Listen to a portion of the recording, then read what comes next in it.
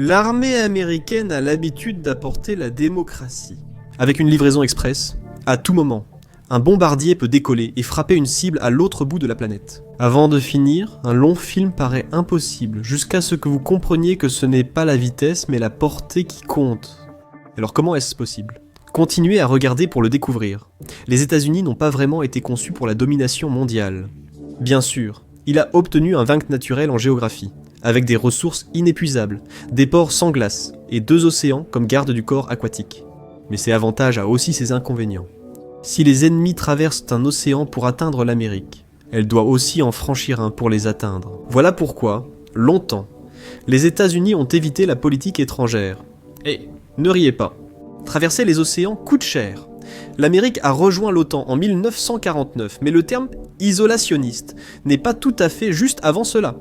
La doctrine Monroe, c'était juste la version polie de dégager de mon jardin. Les choses ont commencé à changer bien avant que l'OTAN ne soit même une lueur dans l'œil de Harry Truman. Tout a commencé par ce qu'on a appelé une folie, la folie de Seward.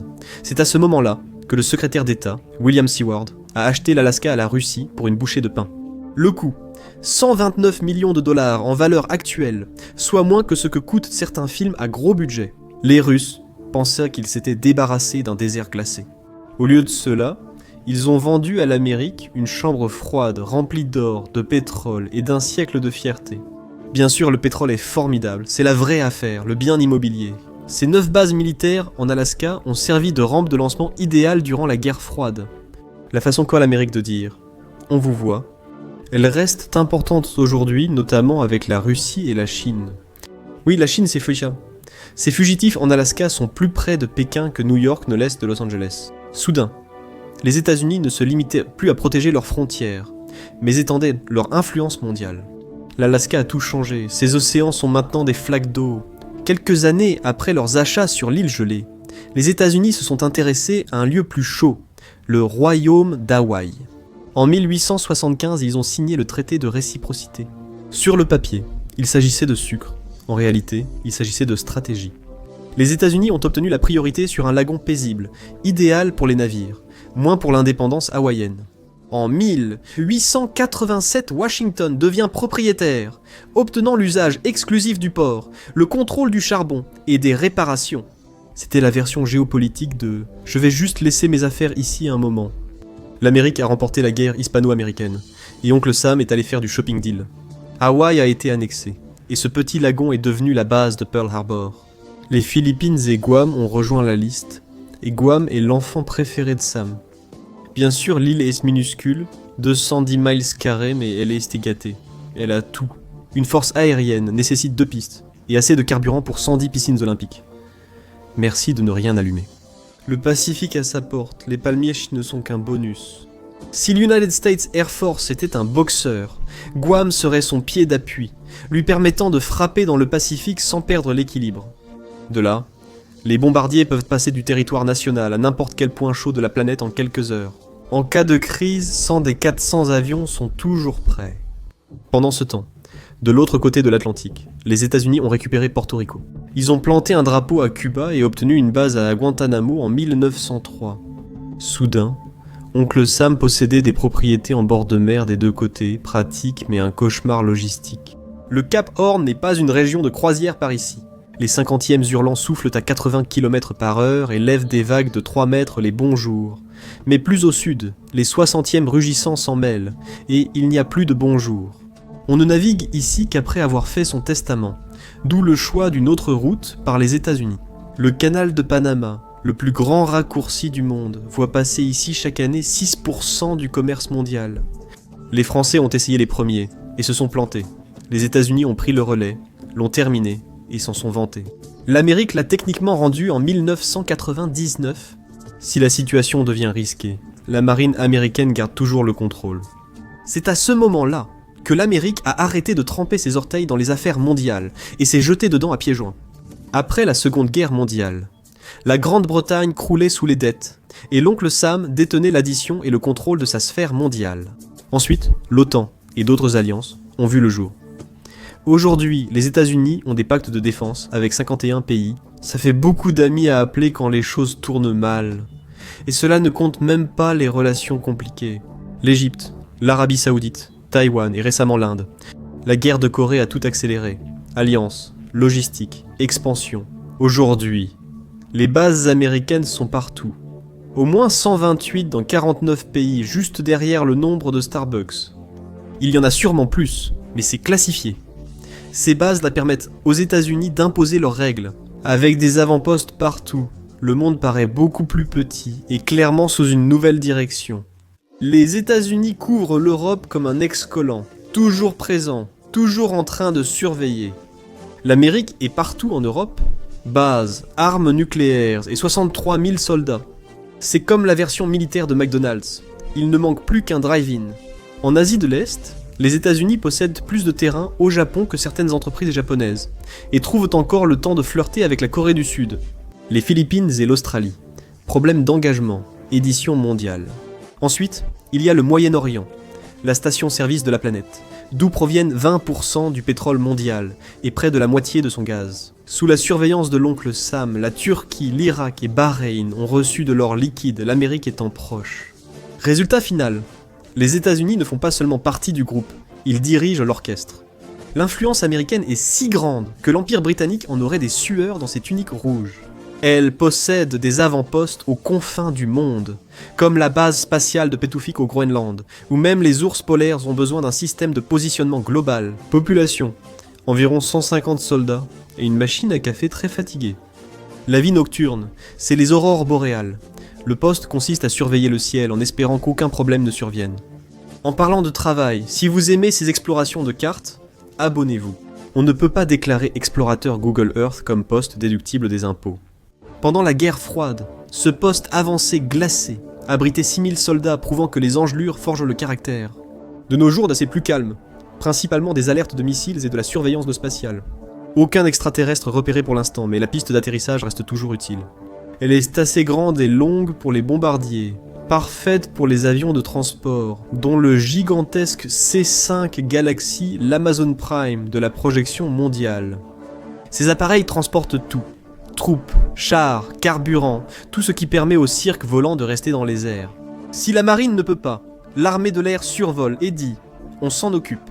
Le C5 peut même avaler un char Abrams en entier, un avion fait ça, et c'est de la logistique. Je fais ça avec une part de pizza, et soudainement ça devient inquiétant. Revenons aux bombardiers.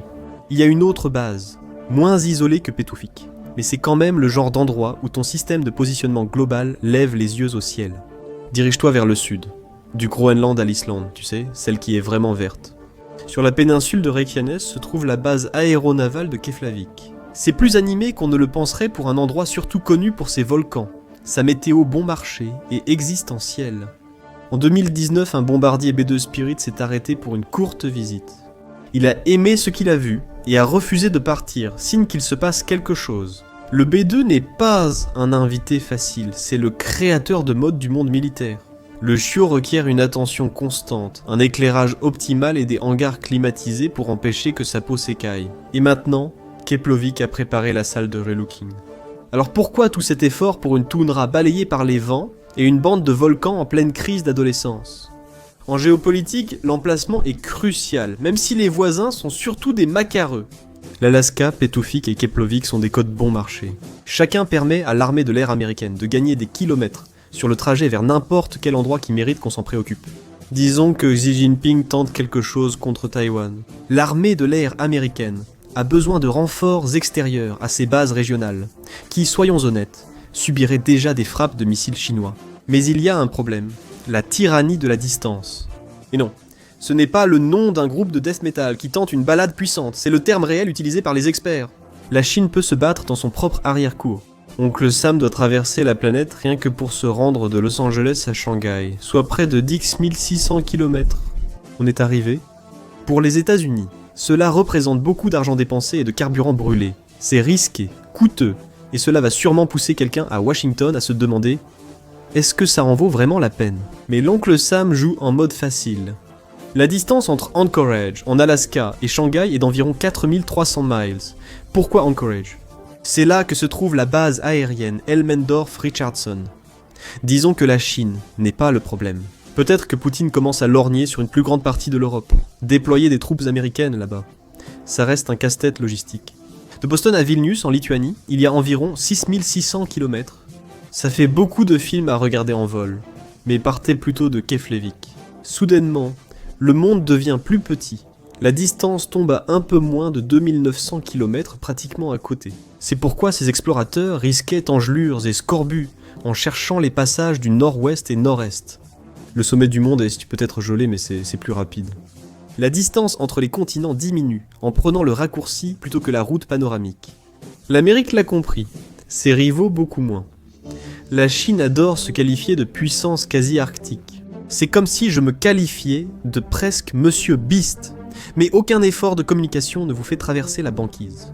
La Russie techniquement le peut, mais elle a des ports qui gèlent la moitié de l'année et qui mettent ses ambitions en veilleuse.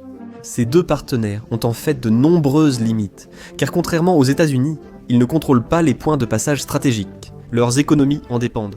Ils en subissent simplement les conséquences. Voici le détroit de Malacca. C'est le cousin surdoué du canal de Panama. 35 000 milliards de dollars de marchandises transitent ici chaque année par ce goulet d'étranglement maritime. 10 navires par heure, entrant ou sortant. Mais un pays en dépend plus que tous les autres. La Chine voit passer ici 2/3 de son commerce, 83% de son pétrole et la plupart de son gaz naturel. Pour Pékin, ce n'est pas qu'une route maritime, c'est un test et un scénario cauchemardesque. La marine américaine jette l'ancre à proximité et coupe tout. La Chine en perd le sommeil depuis des décennies. Cela porte même un nom, le dilemme de Malacca, alors elle a essayé de trouver une solution. Des routes terrestres avec la Russie bien sûr, mais cela doit venir de Sibérie, qui est un endroit vraiment difficile pour faire des affaires. Regardez ma vidéo sur ce sujet. Il vaut mieux prévoir un plan B.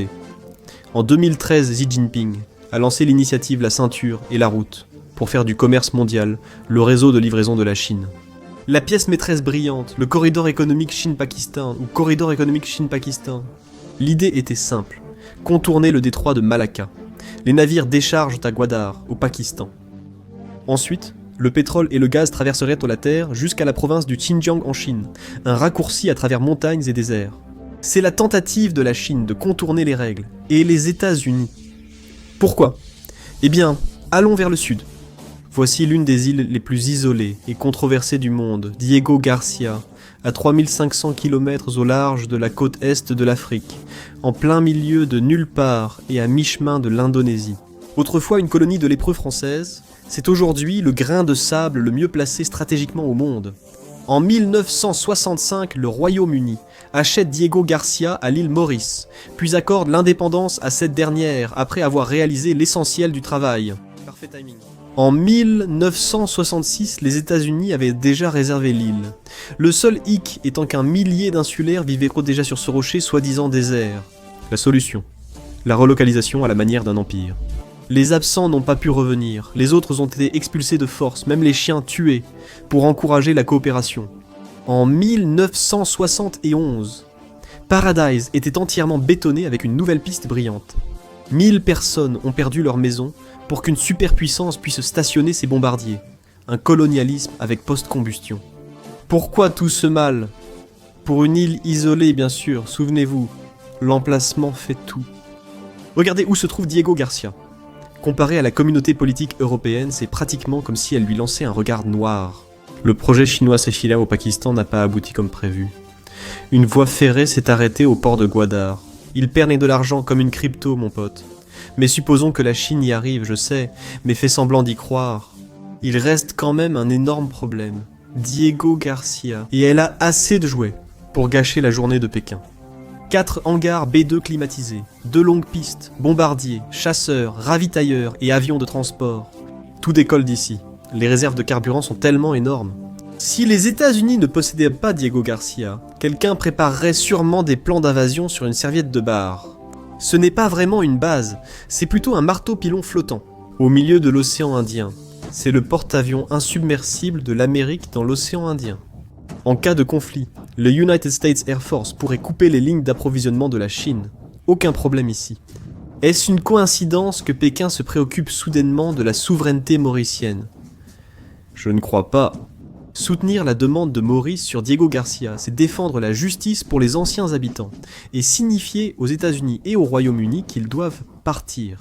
Même si la Chine réussissait ce coup-là, ça ne réglerait pas son problème.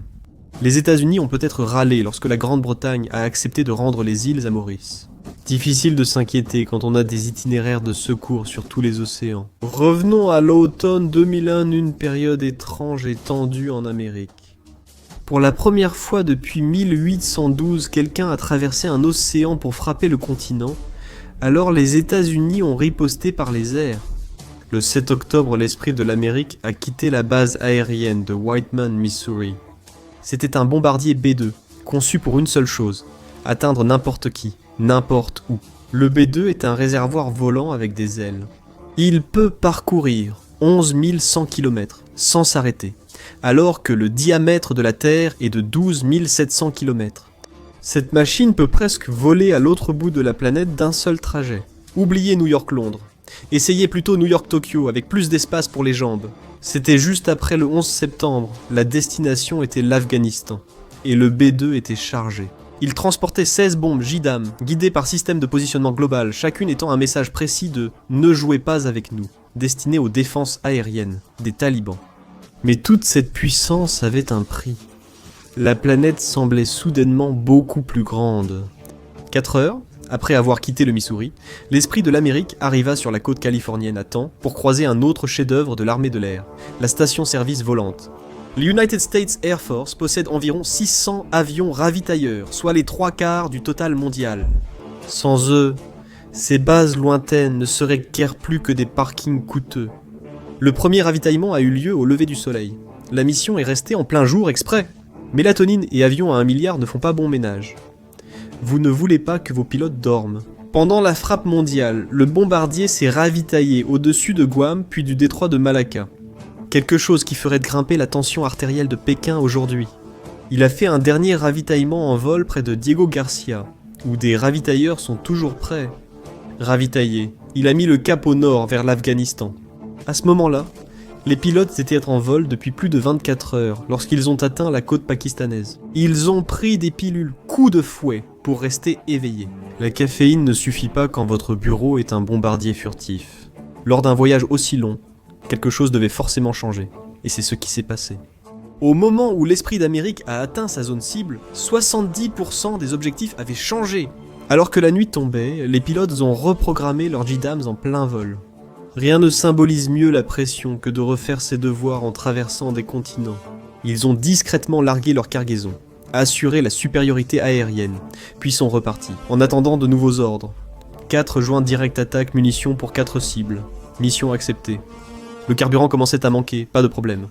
Un ravitailleur au-dessus de la mer d'Arabie est arrivé comme un service de livraison, et le ravitaillement en carburant a été effectué. Ils ont encore frappé l'Afghanistan, largué les dernières bombes, puis ravitaillé avant de repartir vers Diego Garcia. 44 heures dans les airs. C'est la plus longue mission jamais réalisée par un B-2 près de 2 jours dans le cockpit. Même les toilettes de l'avion ont rendu l'âme à mi-chemin. La prochaine fois que tu te plains d'un vol long, souviens-toi que ces gars-là ont passé 2 jours sans plomberie, et avec assez de puissance de feu pour rayer une ville de la carte. Mais cette mission n'était qu'une répétition générale, l'échauffement avant le vrai spectacle. C'était le type de mission, mobilisant tout ce que les États-Unis avaient bâti depuis leur sortie accidentelle de leur hémisphère, dans les années 1940, et ils n'ont pas réservé de billets retour. Base, alliance, des escales de ravitaillement, l'équivalent mondial de laisser sa brosse à dents chez quelqu'un et de s'installer. Tout a commencé le 13 juin quand Israël a sauté les jeux d'ombre habituels et est passé directement à l'événement principal. Les sites nucléaires iraniens brillent comme un sapin de Noël, poussant même les scientifiques à se dire malades. Le véritable joyau était l'usine d'enrichissement de Fordo, enterrée, protégée et hors de portée d'Israël. Les F-35 et les F-15 sont élégants, rapides et mortels, mais quand il s'agit de détruire des bunkers, ils arrivent avec un lance-pierre à un combat. Les États-Unis observèrent de près, du pop-corn dans une main, les images satellites dans l'autre, ils ont vu une opportunité. Pourquoi laisser Israël s'amuser tout seul ? L'opération Marteau de minuit est lancée. L'Amérique ne peut s'empêcher de donner à ses missions des noms dignes de films d'action des années 80. Diego Garcia était la rampe de lancement évidente, proche, discrète et commodément approvisionnée. Chaque B-2 transportait 2 bombes de 30 000 livres, une cargaison qui rend les turbulences très personnelles. Vol court, pilote reposé, aucune gêne toilette. Alors que le monde regardait Diego Garcia, l'armée de l'air a opéré un tour de magie. 7 autres B-2 ont discrètement traversé l'Atlantique vers l'est, ravitaillant en vol au milieu de l'océan. Comme l'Aja, aux Açores, une chaîne d'îles portugaises, c'est l'Airbnb de l'Europe. Pour les bombardiers, une fois que les B-2 avaient traversé l'Atlantique, ils ont rejoint des avions de soutien que le Pentagone qualifiait de militaires de 4e et 5e génération. Ça veut dire cher et tape à l'œil, et quelque chose qu'on ne veut pas. Les contribuables qui se demandent d'où ils ont décollé, personne ne le sait vraiment. Ramstein en Allemagne, plus grande base américaine hors États-Unis, parmi de nombreuses en Europe. Qui sait ? Posséder de l'immobilier mondial offre toujours des options. Puis est venu le moment principal. Dès que les B-2 sont entrés dans l'espace aérien iranien, la région s'était illuminée comme le 4 juillet. La marine américaine avait des navires et sous-marins à proximité. Si l'armée de l'air fait une fête, la marine apporte les feux d'artifice. Plus de 24 Tomahawks ont été lancés, tous synchronisés. Rien n'illustre mieux le travail d'équipe que des explosions coordonnées. À 2h10, le premier B-2 a largué 2 bombes sur Fordo, suivi des autres, pour un total de 14 bombes. Elles ont toutes atteint leur cible à Fordo et Nathan. Les missiles de croisière ont frappé Isfahan en dernier, laissant l'Iran incertain jusqu'à la fin. Au total, 125 avions ont joué leur rôle. Le président Trump a ensuite ajouté que 52 d'entre eux étaient des ravitailleurs. Même les frappes aériennes mondiales fonctionnent au carburant. Et au final, chaque avion qui est entré dans l'espace aérien iranien est reparti indemne. L'Iran n'a même pas tiré un seul coup. C'était comme arriver à un duel et se rendre compte que l'autre gars s'était déjà parti. Le vol jusqu'à la zone cible a duré 18 heures. Ajoutez le bombardement et le trajet de retour.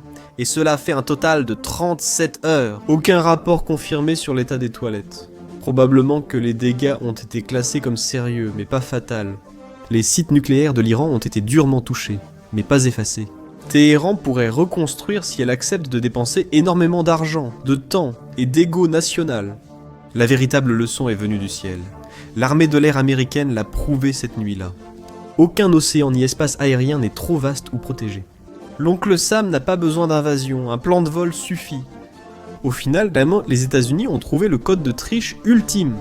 C'est quelque chose dont rêve chaque gamer. Combattant et puissance en devenir, grâce à ses cerveaux d'ingénieurs et son réseau mondial d'alliés. Avec des pistes d'atterrissage, l'Amérique peut frapper sans être frappée en retour, du moins la plupart du temps. Merci de m'avoir rejoint aujourd'hui. J'espère que la vidéo vous a plu.